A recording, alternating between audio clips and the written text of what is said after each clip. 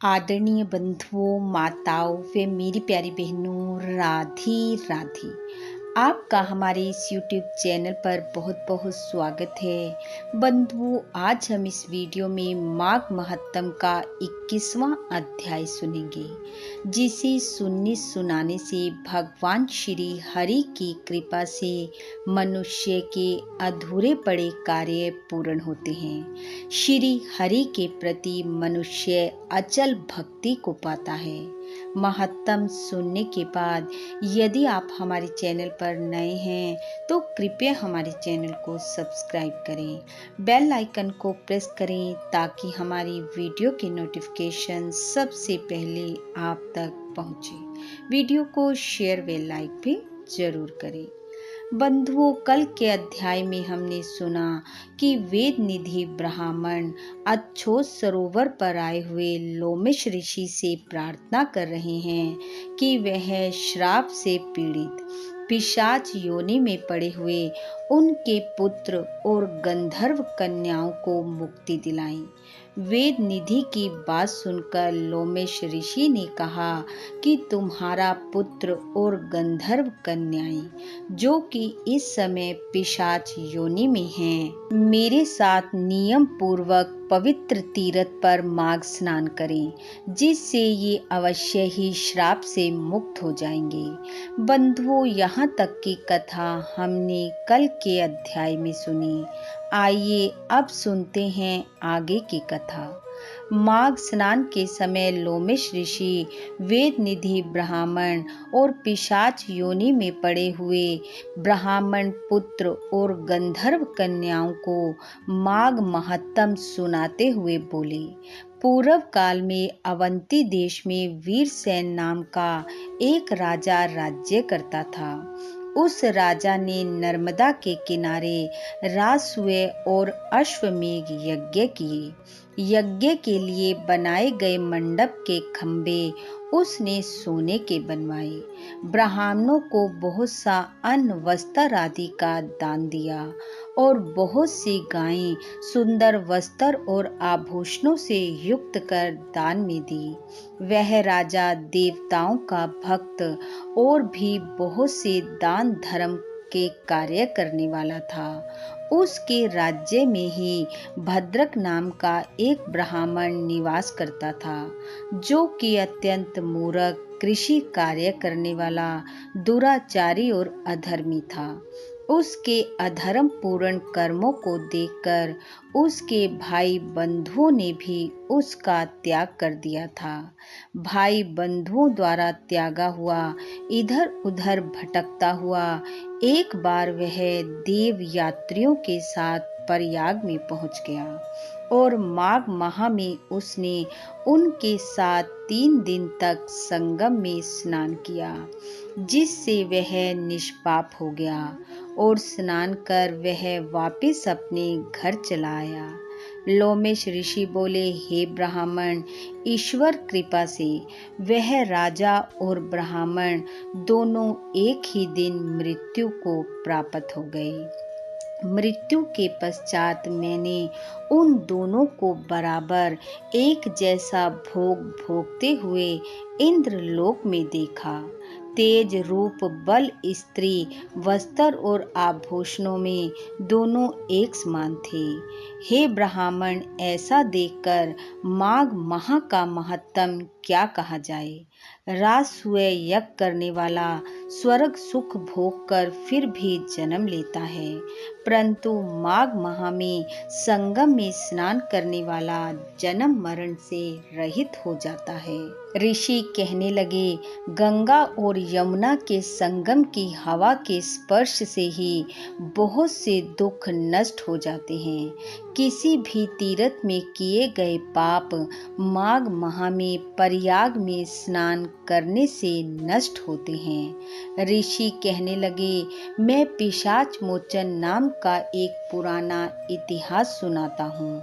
इस इतिहास को यह कन्याएं और तुम्हारा पुत्र भी सुने, उससे इनको समृद्धि प्राप्त होगी। पुराने समय में देवधूति नाम का बड़ा गंभीर और वेदों का पारंगत एक वैष्णव ब्राह्मण था। उसने पिशाच को निर्मुक्त किया था। यह सुनकर वेद निधि कहने लगे कि वह कहाँ का रहने वाला, किसका पुत्र, किस पिशाच को उसने निर्मुक्त किया। आप विस्तार पूर्वक यह सब कथा सुनाइए। लोमेश ऋषि ने कहा, किल्पज्ञ से निकली हुई सुंदर सरस्वती के किनारे पर उसका स्थान था। जंगल के बीच में पुण्य जल वाली सरस्वती बहती थी। वन में अनेक प्रकार के पशु भी विचरते थे। उस ब्राह्मण के श्राप के भय से पवन भी बहुत सुंदर चलती थी तथा वर्षा भी समय पर बरसती थी और वह वन चैत्र रथ के समान था। उस सुंदर वन के आश्रम में धर्मात्मा देवधूति रहता था। उसके पिता का नाम सुमित्र था और वह लक्ष्मी के वरदान से उत्पन्न हुआ था। वह सदैव अपनी आत्मा को स्थिर रखता, गर्मी में अपने नेत्र सूर्य की तरफ रखता, वर्षा में खुली जगह पर तपस्या करता, हेमंत ऋतु में सारस्वर सरोवर में बैठता और तिरकाल संध्या करता। वह जितेंद्रिय और सत्यवादी भी था। वह सदैव वृक्षों से अपने आप गिरे हुए फल और पत्तियों का ही भोजन करता था। उसका शरीर सूखकर केवल हड्डियां मात्र रह गई थी। इस प्रकार उसको तप करते हुए वहां पर 1000 वर्ष बीत गए। तप के प्रभाव से उसका शरीर अग्नि के समान प्रज्वलित हो गया था। भगवान विष्णु की प्रसन्नता से ही वह सब कर्म करता। दधीचि ऋषि के वरदान से ही वह श्रेष्ठ वैष्णव हुआ था। एक समय उस ब्राह्मण ने वैशाख महीने की एकादशी को हरि की पूजा कर उनकी सुंदर स्तुति तथा विनती करी। उसकी विनती सुनकर भगवान उसी समय गरुड़ पर चढ़कर उसके पास आए। चतुर्भुज, विशाल नेत्र, मेघ जैसा स्वरूप भगवान को स्पष्ट देखकर प्रसन्नता के मारे उसकी आंखों में आंसू भर आए और वह कृतकृत्य होकर भगवान को प्रणाम करने लगा। उसने अपने शरीर को भी याद न रखा और भगवान के ध्यान में लीन हो गया। तब भगवान ने कहा कि हे देवदूती, मैं जानता हूँ कि तुम मेरे परम भक्त हो। मैं तुमसे अति प्रसन्न हूँ, तुम वर मांगो। इस प्रकार भगवान के वचन सुनकर प्रेम के मारे लड़खड़ाती हुई वाणी में कहने लगा कि हे देवादिदेव, अपनी माया से शरीर धारण करने वाले आपका दर्शन देवताओं को भी दुर्लभ है। अब आपका दर्शन भी हो गया और मुझको क्या चाहिए। मैं सदैव आपकी भक्ति में लगा रहूं, मुझे ऐसा आशीर्वाद दें। भगवान उसके वचन सुनकर कहने लगे कि ऐसा ही होगा।